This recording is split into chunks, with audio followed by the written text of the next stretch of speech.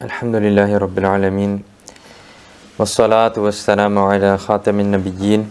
Amma ba'd. Fa'a'udhu billahi minash shaitanir rajim. Bismillahir rahmanir rahim. Chers frères en islam, répétez après moi. As-salatu wassalamu alayka ya Rasulallah. As-salatu wassalamu alayka ya Rasulallah. Wa ala alika wa ashabika ya Habiballah. Wa ala alika wa ashabika ya Habiballah. As-salatu wassalamu alayka ya Nabiyallah. As-salatu wassalamu alayka ya Nabiyallah. Wa ala alika wa ashabika ya Nurallah. Wa ala alika wa ashabika ya Nurallah. Nawaitu sunnat al-i'tikaf. Nawaitu sunnat al-i'tikaf. Chers frères en islam, chaque fois que vous rentrez dans la mosquée et que vous vous en souvenez, faites l'intention du i'tikaf. Car tant que vous resterez dans la mosquée, vous obtiendrez la récompense du i'tikaf. Gardez en tête qu'il n'est pas permis de manger, de boire ou de dormir dans la mosquée, ni de prendre le repas du jeûne ou de rompre le jeûne dans la mosquée, ni même de boire l'eau de Zamzam ou de l'eau sacralisée sur laquelle quelque chose a été lu dans la mosquée. Cependant, si nous avons l'intention du i'tikaf, alors tout cela deviendra de fait autorisé. Mais l'intention du i'tikaf ne doit pas être seulement pour manger, pour boire ou pour dormir, mais son but est d'obtenir l'agrément d'Allah Azza wa Jal. Il est dit dans Fatawa et Shamim, si quelqu'un veut manger, boire ou dormir dans la mosquée, il doit faire l'intention du i'tikaf et qu'il fasse un peu de dhikr d'Allah pendant un moment. Puis qu'il fasse ce qu'il veut, c'est-à-dire qu'il peut manger, il peut boire ou il peut dormir s'il le souhaite, Inch'Allah. Chers frères en islam, Amir al-Mu'minin, Sayyidina Umar ibn al-Khattab radiyallahu ta'ala anhu a dit: certes, l'invocation, la dua, reste entre la terre et le ciel. Elle reste suspendue entre la terre et le ciel. Et rien ne monte jusqu'à que vous récitiez le Durud Sharif, c'est-à-dire la salat ala nabi sallallahu alayhi wa sallam. C'est-à-dire que la dua, elle reste suspendue, elle n'est pas acceptée, elle reste suspendue entre la terre et le ciel tant qu'on n'a pas récité le Durud Sharif, tant qu'on n'a pas récité la salat ala nabi. Donc récitons une fois la salat sur le prophète. Sallu ala al-habib sallallahu ta'ala ala Muhammad sallallahu alayhi wa sallam. Chers frères en islam, le bien-aimé prophète sallallahu ta'ala alayhi wa sallam a dit: Afdalul amali an-niyyatu sadiqa, c'est-à-dire la meilleure des actions est l'intention sincère. Ô vous les amoureux du prophète, avant d'écouter le discours d'aujourd'hui, essayons de faire des bonnes intentions, car la bonne intention fait entrer la personne au paradis. Donc avant d'écouter le discours d'aujourd'hui, faisons de bonnes intentions. Par exemple, nous pouvons faire les intentions suivantes. J'écouterai le discours d'aujourd'hui du début à la fin pour acquérir la science religieuse. Par respect pour la science religieuse, j'essaierai de m'asseoir poliment. Durant le discours, j'éviterai la paresse. J'écouterai le discours pour me réformer et pour me corriger. Et j'essaierai de transmettre aux autres ce que j'aurai appris aujourd'hui, Inch'Allah al-Karim. Si on n'a pas de problème de santé, si vous pouvez vous avancer, Inch'Allah, un petit peu comme ça, après ça fera un mahfil et puis Inch'Allah ça augmentera notre amour entre eux. Sur ceux qui veulent écouter, Inch'Allah, ils peuvent se rapprocher un peu. Barakallahu fik, jazakallah. Et comme ça, Inch'Allah, ça va augmenter aussi notre amour. Jusqu'au Maghreb, Inch'Allah, on va rester assis un peu ensemble. Inch'Allah, on va essayer d'apprendre un peu la religion ensemble. Pour ceux qui ont un problème de dos, problème de santé, c'est pas de souci, ils peuvent rester où ils sont, Inch'Allah. Mais Inch'Allah, on essaiera d'agrémenter ça et on essaiera de faire un vrai mahfil, Inch'Allah, pour obtenir les récompenses. Chers frères en islam, aujourd'hui nous allons rentrer après Maghrib dans ce qu'on appelle le Shabbi Bara'at, que l'on appelle aussi en arabe Laylatul Bara'a, ou qu'on appelle aussi le Nifs Sha'ban, c'est-à-dire la nuit du 15 Sha'ban. C'est la nuit 15 jours environ avant le mois de Ramadan. C'est une nuit qui est très importante, qui apporte le khair, qui apporte le bien, qui apporte la baraka, qui apporte les bénédictions. C'est une nuit où les bienfaits pleuvent en abondance. Aujourd'hui est une nuit pour se faire pardonner. Aujourd'hui est une nuit pour se faire pardonner, la 15 Sha'ban ou le Mu'addam. En cette nuit, le Seigneur de l'univers accorde de grandes bénédictions à ses serviteurs. Aujourd'hui est la nuit où les invocations, les do'as sont acceptées. Aujourd'hui est la nuit où le rizq, c'est-à-dire la subsistance, est distribuée. En effet, il est rapporté dans un hadith de Tirmidhi que la mère bien-aimée de tous les musulmans, Sayyidatuna Aisha Siddiqa Tayyiba Tahira radiyallahu ta'ala anha, a dit: une nuit, je n'ai pas vu le bien-aimé prophète sallallahu ta'ala alayhi wa sallam sur le lit béni. Je n'ai pas vu le bien-aimé prophète sallallahu alayhi wa sallam durant la nuit sur son lit béni. Alors, Sayyidatuna Aisha, notre mère radiyallahu ta'ala anha, a dit: j'ai cherché et j'ai découvert que vous, sallallahu ta'ala alayhi wa sallam, étiez dans le Baqi', c'est-à-dire dans le cimetière de Baqi'. Le bien-aimé prophète sallallahu ta'ala alayhi wa sallam a dit: en effet, Allah Azza wa Jal, le 15 Sha'ban, manifeste sa splendeur dans le ciel du bas monde. Manifeste sa splendeur dans le ciel du bas monde. Ainsi, cette nuit-là, il pardonne à encore plus de pécheurs qu'il y a de poils sur les chèvres de la tribu des Banu Kalb. Et il est rapporté que les Banu Kalb, c'était quoi? C'était une tribu arabe. Et il est écrit à propos d'eux dans les livres que ces gens élevaient énormément de chèvres. Ils élevaient beaucoup de chèvres. Et c'est pour ça qu'il a pris cette référence-là, le prophète sallallahu alayhi wa sallam, lorsqu'il a dit que durant cette nuit-là, le 15 Sha'ban, Allah Azza wa Jal, il pardonne à autant de pécheurs, encore plus de pécheurs qu'il y a de poils sur les cheveux, qu'il y a de poils sur les chèvres des tribus de Bani Kalb. Subhanallah. Qui peut compter le nombre de poils sur le corps d'une chèvre? Qui peut compter le nombre de poils sur le corps d'une chèvre? Maintenant, on parle de troupeaux et de troupeaux de chèvres. Nous apprenons donc que ce soir, mes chers frères, des milliers, voire des millions de personnes seront pardonnées. Ô vous les amoureux des prophètes, nous avons entendu que le bien-aimé prophète sallallahu alayhi wa sallam s'est rendu dans le cimetière de Baqi' durant la nuit de Bara'a, c'est-à-dire durant la nuit du 15 Sha'ban. Le Baqi' Sharif est le célèbre cimetière de Madinatul Munawwara, qui est tout près de la mosquée An-Nabawi, c'est-à-dire la mosquée du prophète sallallahu alayhi wa sallam. De cette narration, nous apprenons qu'aller au cimetière ce soir est aussi un acte béni de notre maître et bien-aimé prophète sallallahu alayhi wa sallam. Et depuis très longtemps, les musulmans ont pour habitude de se rendre au cimetière au Shab-e Bara'at, c'est-à-dire durant la nuit du 15 Sha'ban, et d'invoquer pour leurs proches ainsi que pour les musulmans décédés.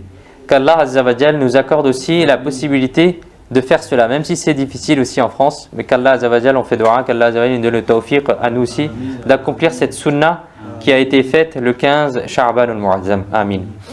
Chers frères en islam, il est très bénéfique d'aller au cimetière lors du Shab-e Bara'at, lors du Laylatul Bara'a, ou en dehors de cela aussi. Parfois certaines personnes disent qu'est-ce qu'on va faire dans les cimetières, etc. Eh bien écoutez, notre bien-aimé prophète sallallahu alayhi wa sallam a dit: regardez les tombes. Regardez les tombes. En effet, regarder les tombes désillusionne sur le bas monde et rappelle l'au-delà. C'est-à-dire que ça donne le fikr, ça donne le rappel que ce bas monde c'est rien et que la akhira c'est ce qu'on doit préparer. Chers frères en islam, Allah Azza wa Jal, il dit dans Surat Abasa, versets 17 à 23: قُتِلَ الْإِنسَانُ مَا أَكْفَرَهُ من أي شيء خلقه من نطفة خلقه فقدره ثم السبيل يسره ثم أماته فأقبره ثم إذا شاء أنشره كلا لما يقض ما أمره. Traduction de Kanzul Iman. Un croyant être humain, qu'il soit détruit comme il est ingrat, de quoi l'a-t-il créé? D'une goutte de liquide. Il l'a créé, puis il l'a fixé diverses mesures, puis facilita le chemin pour lui, puis il donna la mort, puis l'a fait mettre dans la tombe, puis quand il désira, il le ressuscitera. Et jamais il n'a pas encore accompli ce qui lui a été commandé. Chers frères en islam, dans ces 7 versets courts du Saint-Coran de Surat Abasa, avec quelle beauté notre style, notre condition et la réalité de notre vie ont été décrits. Aujourd'hui, nous avons de la force dans nos bras, nous sommes en bonne santé, nous sommes énergiques, sages, nous avons des postes. Certains sont des ingénieurs, certains sont des médecins, certains sont des patrons, certains sont riches, etc., etc. Chacun a une condition dans ce bas monde.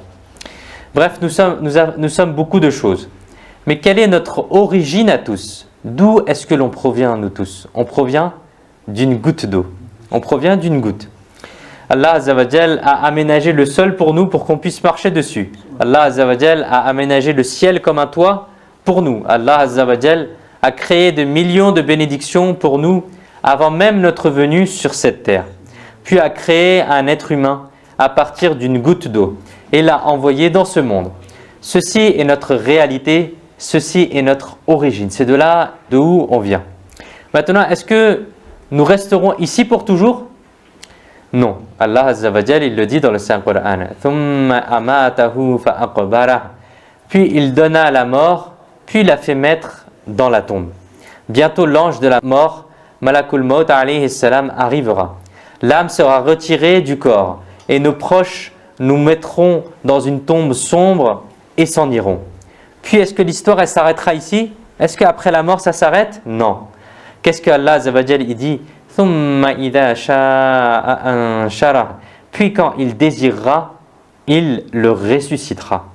Le moment viendra où les tombes s'ouvriront, les morts seront à nouveau ramenés à la vie, ils seront présentés dans la cour d'Allah Azza wa Jal et les actes seront comptés et les actes seront pesés. Chers frères en islam, ceci est la vérité. La mort nous attend tous. Le terrible gouffre de la tombe et le terrible jour du jugement seront devant nous. L'ange de la mort, Malakul Maut alayhi salam, attend le moment où le temps de cette personne s'arrêtera et que je lui retire son âme. Sayyidina Israfil alayhi salam, la trompe dans la bouche, attend l'ordre de pouvoir souffler dedans pour que le jour du jugement soit établi. Maintenant, quelle est notre situation à nous tous? Malakul Maut, il attend simplement qu'on lui donne l'ordre de retirer l'âme. Et Sayyidina Israfil alayhi salam, il attend juste l'ordre pour souffler dans la trompe et que le jour du jugement arrive. Allah Azza wa Jal, il dit Kalla lamma yaqdi ma amara. Jamais il n'a pas encore accompli ce qui lui a été commandé. On nous a ordonné, mes chers frères, d'accomplir 5 prières. Mais nous n'arrivons pas à les accomplir en entier. Sur les 12 mois de l'année, les jeûnes ne sont obligatoires que pendant 1 mois. Mais malheureusement, certains musulmans n'arrivent pas à les accomplir non plus. Seulement 2,5 sur 100 de zakat sont rendus obligatoires. Et seulement dans le cas où les conditions seraient remplies, mais nous n'arrivons pas à les acquitter. Durant toute la vie, un seul hajj est obligatoire.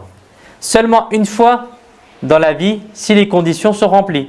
Mais nous n'arrivons même pas à accomplir cela.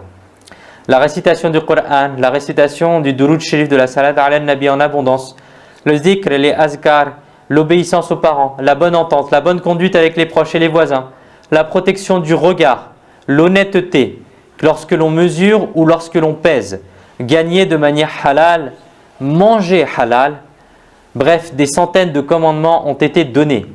On nous a appris à vivre, on nous a guidés dans tous les aspects de la vie. Mais quel est notre état? Quelle est notre condition? Nous n'avons pas respecté les commandements. La mort nous attend comme une épée sur nos têtes, puis nous sommes dans l'insouciance.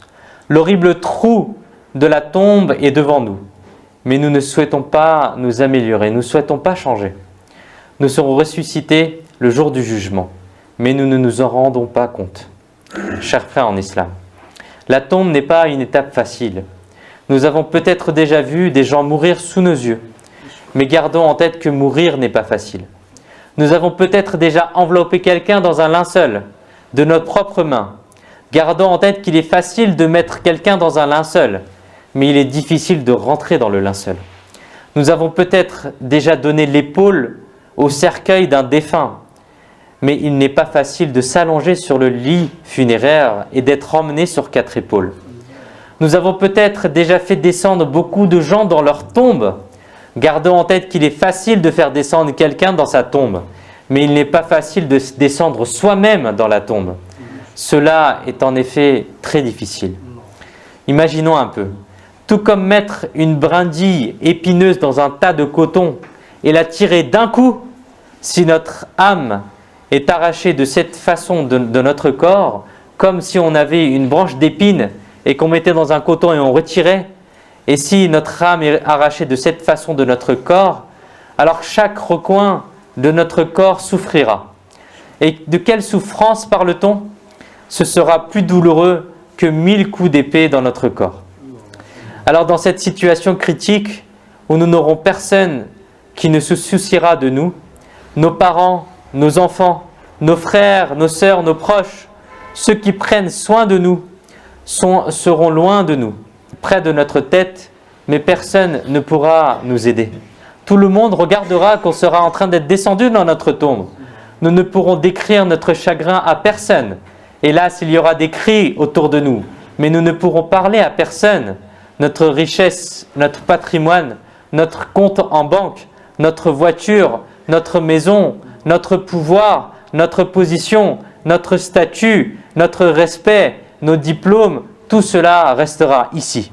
Même nos vêtements que l'on portera seront enlevés et on sera mis dans un simple linceul. Dans quelques draps blancs, on sera mis et on sera descendu dans la tombe.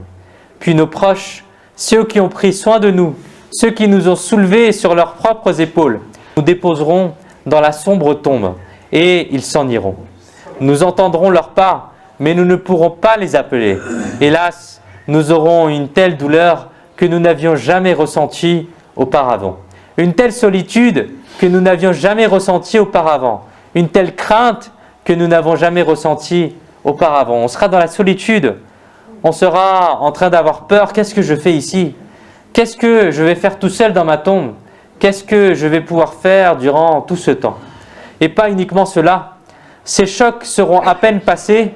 Nous n'aurons même pas encore un moment de répit. Nous n'aurons même pas encore un moment de nous reposer dans notre nouvelle demeure, dans notre nouvelle tombe. Nous ne serons même pas encore habitués à cette solitude.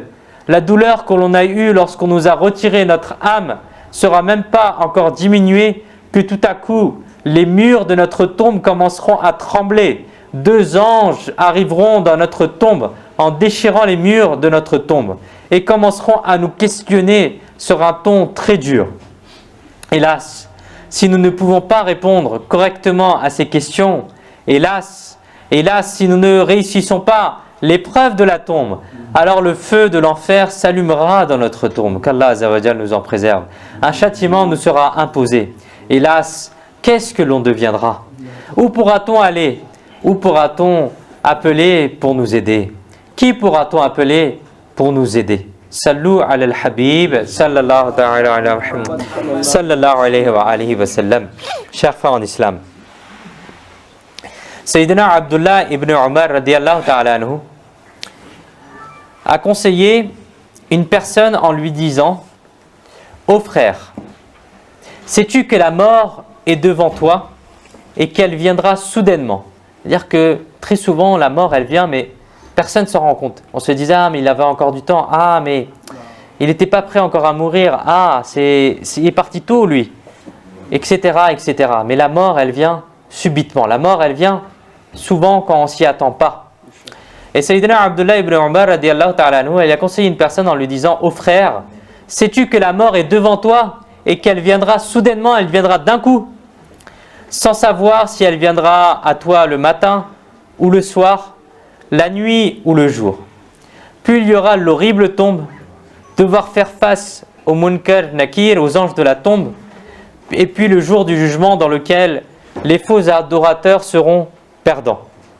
Chers frères en islam, Sayyidina Abu Sa'id Khudri radiyallahu ta'ala nous rapporte que le bien-aimé prophète sallallahu ta'ala alayhi wa sallam a dit: rappelez-vous souvent de cette mort qui détruit les plaisirs. Rappelez-vous souvent de cette mort qui détruit les plaisirs, car la tombe appelle quotidiennement et dit: je suis la maison de l'étrangeté, je suis la maison de la solitude, je suis la maison de la terre et je suis la maison des insectes. Lorsqu'un croyant est enterré dans une tombe, la tombe lui dit: bienvenue, tu étais le plus aimé de ceux qui marchaient sur mon dos et maintenant tu es entré en moi. Alors maintenant regarde mon bon comportement. Alors la tombe s'étend jusque là où la vue s'arrête. Et la porte du paradis s'ouvre pour cette personne. C'est pour qui ça?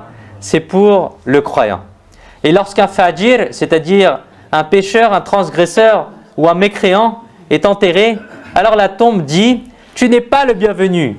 Parmi ceux qui marchent sur mon dos, tu étais la pire personne auprès de moi. Et maintenant, tu es entré en moi. Alors maintenant, regarde mon comportement envers toi. » Puis la tombe rétrécit. Elle rétrécit son cercle sur lui et ses côtes rentrent les unes dans les autres. Et le rapporteur dit, le bien-aimé prophète sallallahu alayhi wa sallam a dit cela en mettant ses doigts bénis les uns dans les autres. Puis vous, sallallahu alayhi wa sallam, avez dit, Allah azza wa jal a nommé 70 000 serpents sur lui. Si seulement l'un d'eux soufflait sur le sol de la terre, alors jusqu'à la fin du monde, rien n'y pousserait. Ces serpents continueront de mordre ce mort jusqu'au jugement. Astaghfirullah. Le rapporteur dit, vous sallallahu alayhi wa sallam avez dit, la tombe est un jardin parmi les jardins du paradis ou une fosse parmi les fosses de l'enfer. Le prophète sallallahu alayhi wa sallam a dit, la tombe est un jardin parmi les jardins du paradis ou une fosse, c'est-à-dire un trou, un puits parmi les fosses de l'enfer. Sallu ala al-Habib, sallallahu ta'ala ala Muhammad, sallallahu alayhi wa sallam. Mes chers frères en islam, Sayyidina Abu Hajjaj Thumali, radiyallahu ta'ala anhu, a rapporté que notre bien-aimé prophète, sallallahu ta'ala alayhi wa sallam, a affirmé, lorsque le mort est placé dans la tombe lui dit, écoutez bien, lorsque le mort est placé dans la tombe, qu'est-ce que la tombe lui dit? Que tu sois détruit. Ne savais-tu pas que je suis la maison des fitan, la maison des tentations, la maison des ténèbres, la maison de la solitude et la maison des insectes? Ô homme, quelle est la chose qui t'a rendu insouciant de moi pour que tu marches en étant orgueilleux sur moi? Allah, Allah. Mes chers frères en islam, Sayyidina Abdullah ibn Ubayd rahmatullahi ta'ala alayhi a dit, cette parole m'est venue que le saint prophète sallallahu ta'ala alayhi wa sallam a dit, lorsque le mort est placé dans la tombe, il s'assoit et il entend le bruit des pas de ceux qui viennent avec la janaza. Tout d'abord sa tombe lui parle et lui dit, ô fils d'Adam, ô Ibn Adam, que tu finisses mal, ne t'a-t-on pas fait peur de moi? Ne t'avait-on pas fait craindre mon étroitesse, ma puanteur, mon atrocité, mon horreur et mes insectes? Je les ai préparés pour ce jour. Toi, dis-moi, qu'as-tu préparé pour moi? Allah, Allah. C'est ce que la tombe a dit à la personne.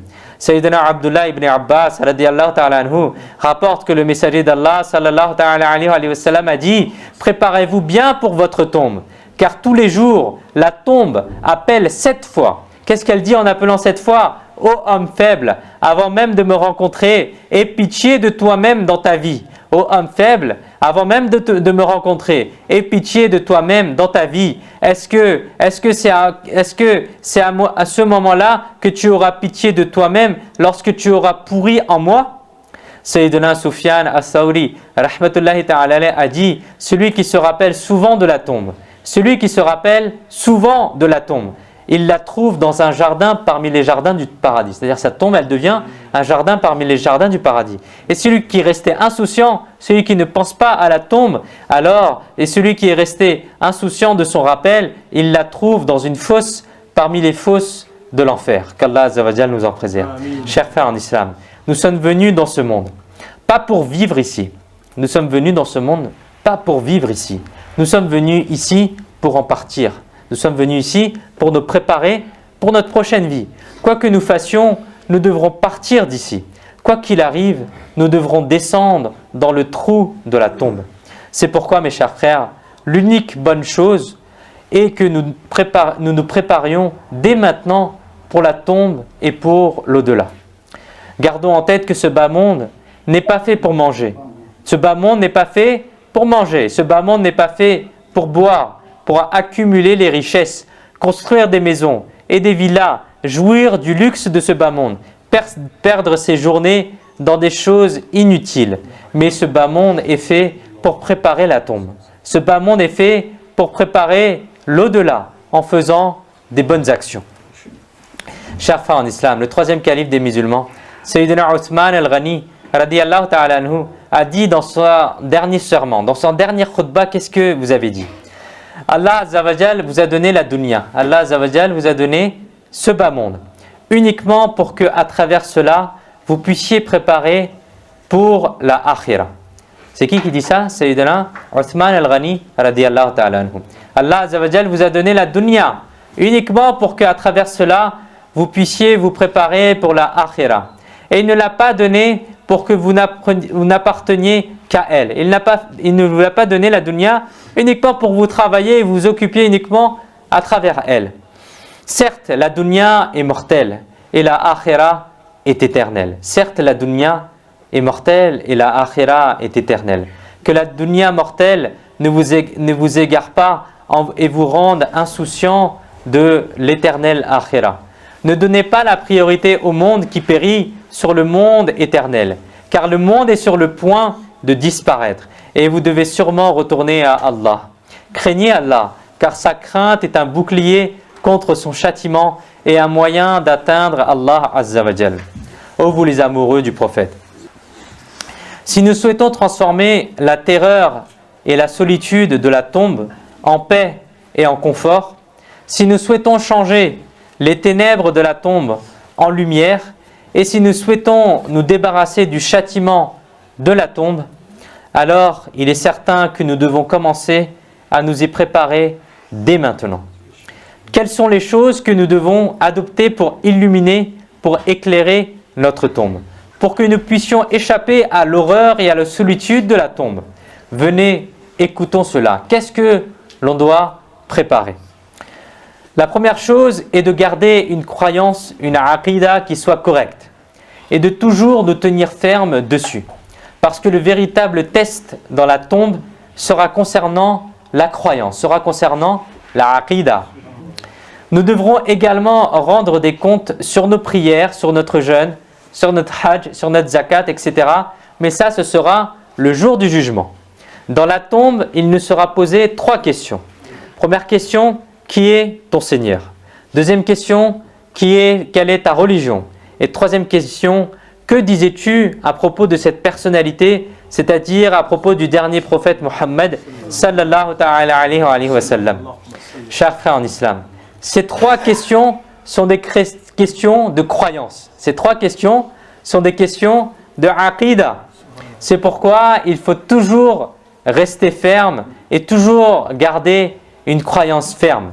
Il faut avoir la même croyance que les honorables compagnons alayhim ridwan, que les honorables awliya, que les respectables savants amoureux du prophète ont eu concernant Allah Azza wa Jal, concernant le dernier prophète Muhammad sallallahu alayhi wa sallam, concernant les livres d'Allah, concernant ses messagers alayhi salam, concernant ses anges, concernant les compagnons alayhim ridwan et concernant les ahli bayt et athar. C'est-à-dire que la aqida, il faut qu'on ait la même que les nobles compagnons, que les awliya, que les respectables savants. Si nous adoptons des croyances islamiques correctes et que nous y tenons toujours, alors Inch'Allah al-Karim, nous serons sauvés du châtiment de la tombe. Sayyidina Abdullah ibn Abbas radiyallahu ta'ala anhum rapporte que le bien-aimé prophète sallallahu ta'ala alayhi wa sallam a affirmé: lorsque, après avoir placé le mort dans la tombe, les gens retournent, alors le mort entend les bruits de leurs pas. Puis lorsqu'il s'assied, alors il lui est demandé: qui est ton Seigneur? Il dit: Allah. On le questionne de nouveau: quelle est ta religion? Il dit: l'islam. On le questionne de nouveau: qui est ton prophète? Il dit: Sayyidina Muhammad sallallahu ta'ala alayhi wa sallam. On le questionne de nouveau: qu'est-ce que tu sais de lui? Il dit: je l'ai reconnu et j'ai confirmé le livre qu'il avait apporté. Ainsi sa tombe est élargie. Comment est-ce qu'elle est élargie? Elle est élargie jusque là où la vue s'arrête. Et son âme est mêlée aux âmes des croyants. Subhanallah. Et son âme est mélangée avec les âmes des mu'min, des croyants. Subhanallah. Chers frères en islam, vous avez entendu, il y aura 3 questions. 3 questions dans la tombe. Et sur quoi porteront ces 3 questions? Sur nos croyances. Si nous gardons notre croyance forte, si nous restons exactement sur les mêmes croyances qui sont celles des honorables compagnons, des awliya et des respectables savants, alors Inch'Allah al-Karim, nous réussirons dans notre tombe. Et notre tombe deviendra un jardin parmi les jardins du paradis, Inch'Allah al-Karim. Donc la première chose à faire durant cette nuit, c'est de garder, pour se préparer pour notre tombe, c'est de rester ferme sur nos croyances, rester ferme sur la aqidah que les awliya ils ont, que les honorables compagnons ils ont eu. La deuxième chose, c'est, chers frères, la deuxième chose pour éclairer la tombe, pour illuminer la tombe et éviter le châtiment de la tombe, et d'apprendre les questions qui nous seront posées dans la tombe. Quelles sont ces questions? Il faut les retenir, il faut se les répéter et les répéter encore et encore, les réponses à ces questions. Si nous les gardons sur nos lèvres, alors Inch'Allah al-Karim, cela nous facilitera beaucoup.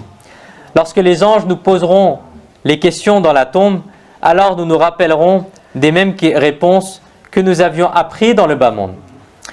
En effet, Sayyidina Abdullah ibn Umar radiyallahu ta'ala nous rapporte que le dernier prophète sallallahu ta'ala alayhi wa sallam a dit: ô gens, habituez vos langues à ces paroles, la ilaha illallah wa anna muhammadar rasulullahi wallahi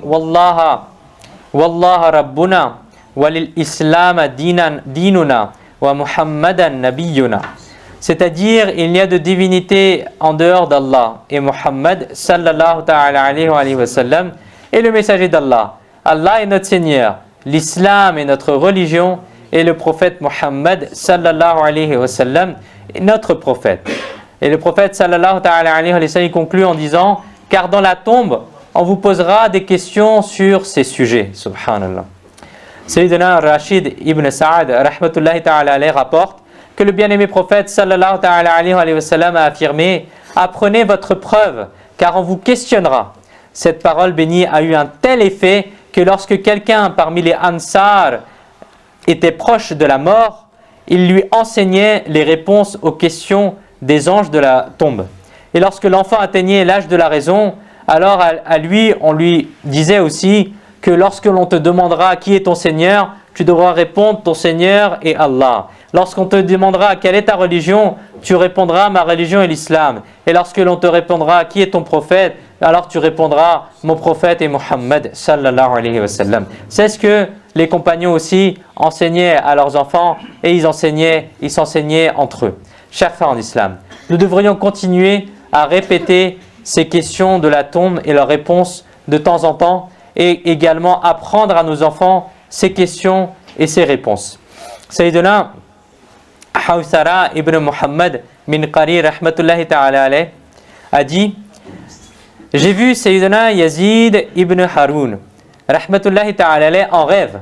Je l'ai vu en rêve et il disait: Munkar Nakir, c'est-à-dire les anges de la tombe, sont venus vers moi et m'ont fait asseoir et m'ont demandé: quel est ton Seigneur?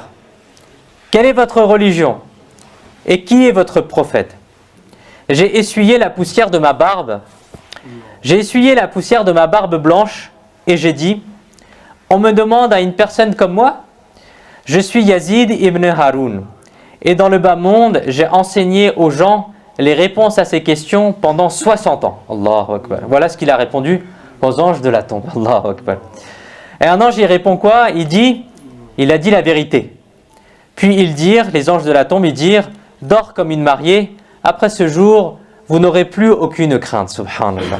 Sallu ala al-habib, sallallahu ta'ala ala Muhammad, sallallahu alayhi wa alihi wa sallam. Voilà l'importance, mes chers frères, de répéter à chaque fois ces trois questions de la tombe. Il faut apprendre à connaître ces questions et il faut apprendre aussi à répondre à ces questions-là. Quel est ton Seigneur? Quelle est ta religion? Et qu'est-ce que tu dis à propos de cette personne? Qui est ton prophète? Etc. La troisième bonne action, mes chers frères, qui sauve de l'obscurité et de la terreur de la tombe, est la récitation du noble Coran. Alhamdulillah, le Saint Coran est un compagnon très fidèle. Lorsque tous les amis, les proches, ses propres frères, ses propres sœurs, sa propre famille, même ses propres parents laissent la personne seule dans le trou de la tombe et font demi-tour, alors même dans cette terreur, même dans cette solitude, le noble Coran ne nous laisse pas seuls. Le noble Coran ne nous laisse pas seuls. Le Saint Coran sauve du châtiment de la tombe et éclaire la tombe en intercédant auprès d'Allah Azza wa Jal. Chers frères en islam, il y a en effet une sourate dans le Saint-Coran.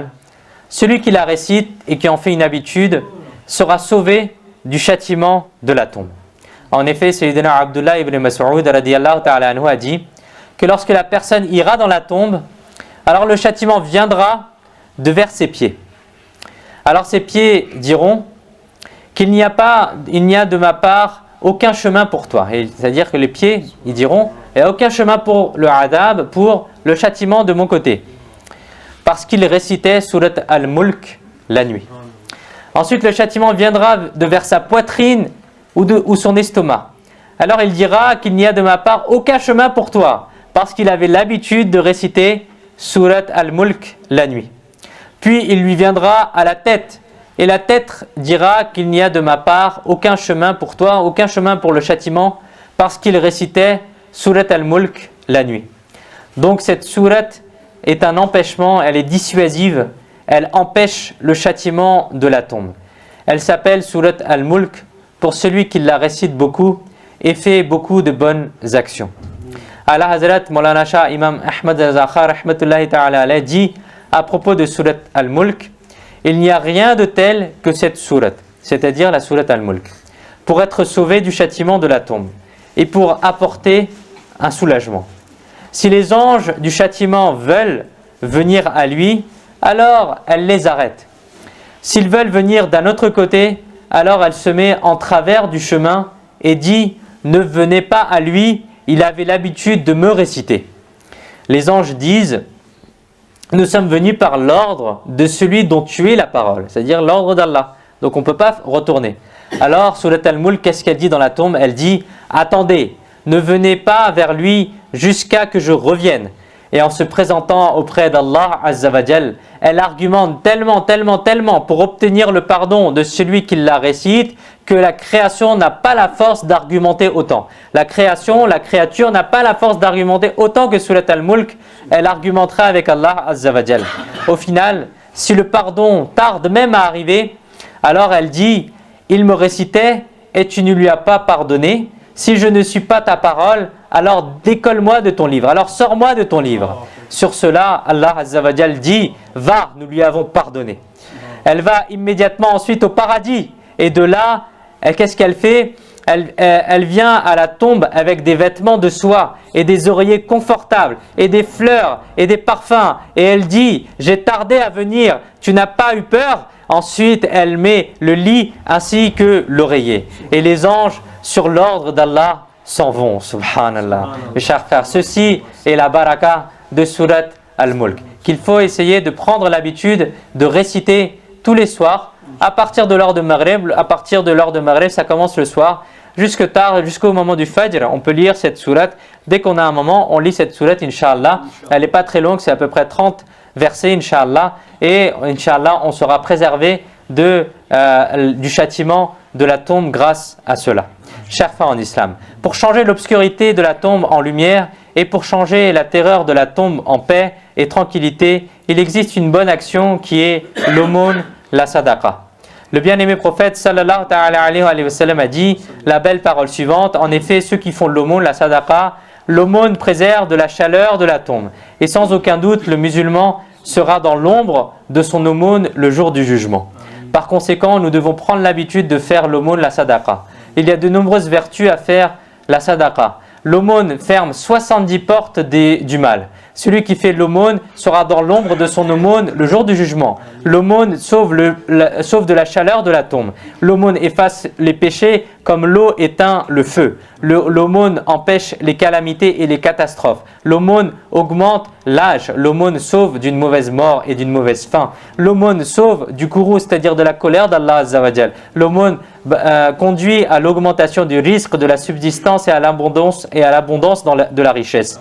L'aumône élimine la pauvreté et l'insolvabilité. Bref, l'aumône ouvre les portes de beaucoup de bonnes choses et ferme les portes de nombreux maux. Par conséquent, en donnant beaucoup en aumône, nous devrions essayer de faire les provisions pour améliorer notre tombe et notre au-delà. Chers frères en islam, accomplir régulièrement les 5 prières en groupe à la mosquée, acquitter la zakat si elle est obligatoire, jeûner et bien se comporter avec les gens sont aussi des causes pour éviter le châtiment de la tombe. Sayyidina Abu Huraira radiyallahu ta'ala anhu a rapporté que le bien-aimé prophète sallallahu ta'ala alayhi wa sallam a dit « Je jure par l'essence de celui qui détient ma vie. Lorsque la mort est placée dans la tombe, lorsque le mort est placé dans la tombe, alors il entend le bruit des chaussures de ceux qui repartent. S'il est croyant, alors la prière vient vers sa tête, la zakat à droite, le jeûne à gauche et d'autres bonnes choses, bonnes actions et la bonne conduite envers les gens dans ses pieds. Si le châtiment vient vers la tête, alors la prière dit « Il n'y a aucun chemin pour toi ». S'il vient de la droite, la zakat dit « Tu n'obtiendras aucun chemin de ma part ». S'il vient de la gauche, alors le jeûne dit « Je ne te laisserai pas entrer par ici ». Ensuite, la punition vient du côté des pieds. Alors, les bonnes choses et les bonnes actions et le bon comportement qu'il avait avec les gens diront « D'ici non plus, tu ne trouveras aucun chemin ». Chers frères en islam, nous allons rentrer juste après Maghreb dans le 15 Sha'ban. Le 15 Sha'ban est une nuit critique dans laquelle il y a beaucoup de bienfaits, où le prophète alayhi salatu wassalam a aussi prié durant cette nuit-là. Il s'est aussi rendu dans la cimetière de Baqi. Donc Inch'Allah, nous aussi, nous allons essayer de rester dans la mosquée pour ceux qui le peuvent, Inch'Allah. Il y aura après la prière de Maghreb des nawafil à faire qui sont faits par les awliya, par les pieux prédécesseurs, qui ont été accomplis par les pieux prédécesseurs. Entre chaque raka'a, Inch'Allah, on récitera Surat Yasin, Inch'Allah. Et après Isha, Inch'Allah, il y aura un repas. Et ceux qui peuvent rester encore, ils pourront rester, Inch'Allah. Mais c'est une nuit dans laquelle il ne faut pas passer dans l'insouciance. C'est une nuit où les destins sont écrits. Ceux qui vont mourir pour l'année prochaine sont écrits. Ceux qui vont faire le Hajj sont écrits. Ceux qui vont recevoir combien de risques cette année sont écrits aussi, etc. etc. Qu'Allah Azza wa Jal nous permette de retenir ce que nous avons entendu et de le mettre en pratique. Amin. Bijahin Nabi al-Amin. Sallallahu ta'ala alayhi wa sallam. Sallu ala al-Habib. Sallallahu ta'ala ala Muhammad. Sallallahu alayhi wa sallam. Tubu ila Allah. Astaghfirullah. Sallu ala al-Habib. Sallallahu ta'ala ala Muhammad. Sallallahu alayhi wa sallam. Allahu ala Muhammad. Sallallahu alayhi wa sallam.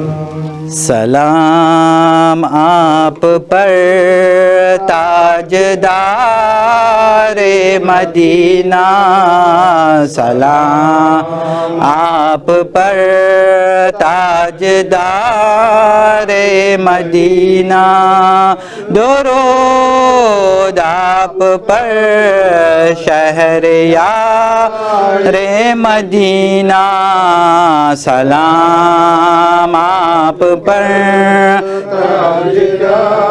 ارے مدینہ سلام آپ پر تاجدار مدینہ درود آپ پر شہریار مدینہ سلام آپ پر تاجدار مدینہ کرم ہو کرم دونوں عالم کے والی بلا لیجئے چوکٹ پہ سرکار عالی کرم ہو کرم دونوں عالم کے والی بلا لیجئے چوکٹ پہ سرکار عالی غریبوں کی فریاد جائے نہ خالی یا رسول اللہ غریبوں کی فریاد جائے نہ خالی ہم آنکھوں سے دیکھے بہار مدینہ سلام تاجدار مدینہ سلام آپ پر تاجدار مدینہ درود آپ پر شہریار مدینہ کرم آمینہ بی کے آنکھوں کے تارے حلیمہ کی تنہائیوں کے سہارے، کرم آمینہ بی کے آنکھوں کے تارے، حلیمہ کی تنہائیوں کے سہارے، نبی آپ ہیں سارے نبیوں کے پیارے، یا رسول اللہ نبی آپ ہیں سارے نبیوں کے پیارے، فدا آپ پر اعتبار مدینہ، سلام آپ پر تاجدار مدینہ، سلام آپ پر تاجدار مدینہ، درود آپ پر شہریار مدینہ، غریبوں یتیموں کے غم خوار آقا، ہر ایک امتی کے مددگار آقا، غریبوں یتیموں کے غم خوار آقا، ہر ایک امتی کے مددگار آقا، ایک عالم نہیں یا فقر دو عالم، یا رسول اللہ ایک عالم نہیں یا فقر دو عالم، شہنشاہ نقش نگار مدینہ، سلام آپ پر تاجدار مدینہ، سلام آپ پر تاجدار مدینہ، درود آپ پر شہریار مدینہ، ابو بکر صدیق اکبر کا صدقہ، عمر اور عثمان دلبر کا صدقہ، ابو بکر صدیق اکبر کا صدقہ، عمر اور عثمان دلبر کا صدقہ، علی مرتضیٰ یعنی حیدر کا صدقہ، یا رسول اللہ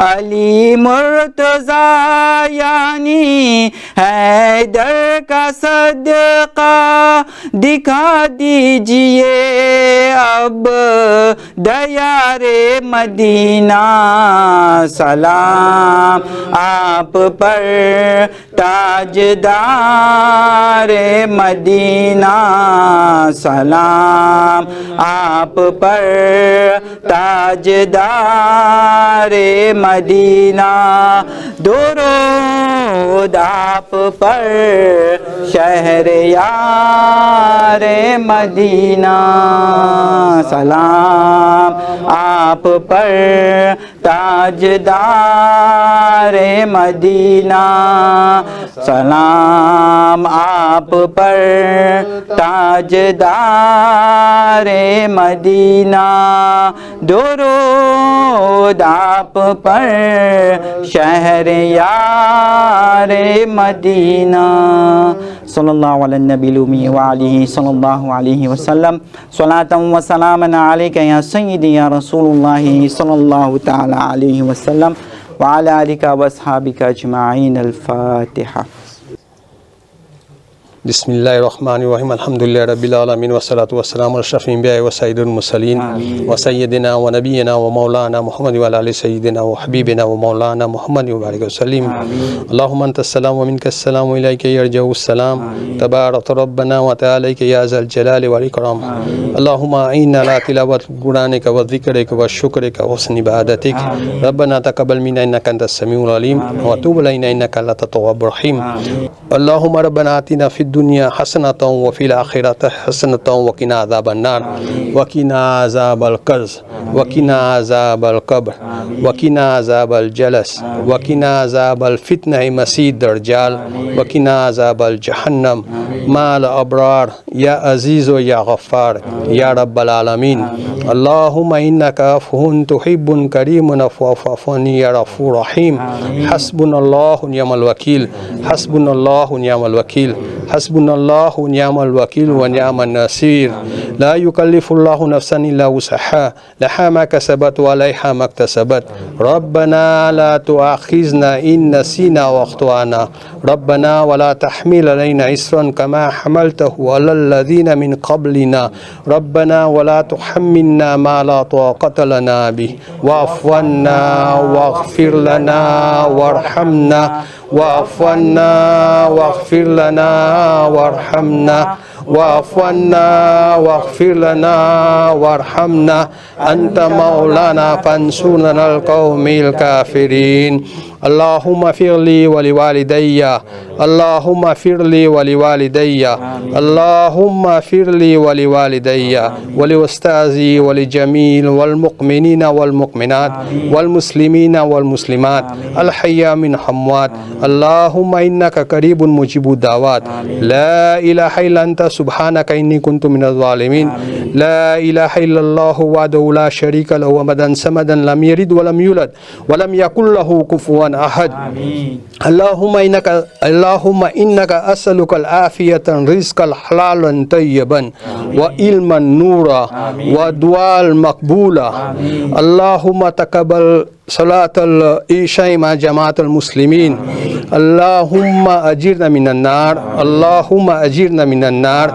Allahumma ajirna minan nar. Ya mujir ya mujir ya mujir ya Allah ya Rahman ya Rahim. Raditu billahi wa rabban wa bislami dinan wa bi Muhammad Mustafa sallallahu ta'ala alaihi wa sallam wa nabiyya wa rasula. Bi barakati inna Allah wa malaikatahu yusalluna 'alan nabi.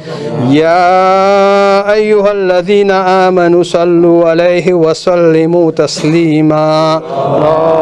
Allahumma salli ala sayyidina Muhammadin wa ala ali sayyidina Muhammadin wa barik wa sallim. Subhanaka rabbika rabbil izzati amma yasifun wa salamun alal mursalin walhamdulillahi rabbil alamin. Bihaqqi la ilaha illallah Muhammadur Rasulullah sallallahu alaihi wasallam birahmatika ya arhamar rahimin.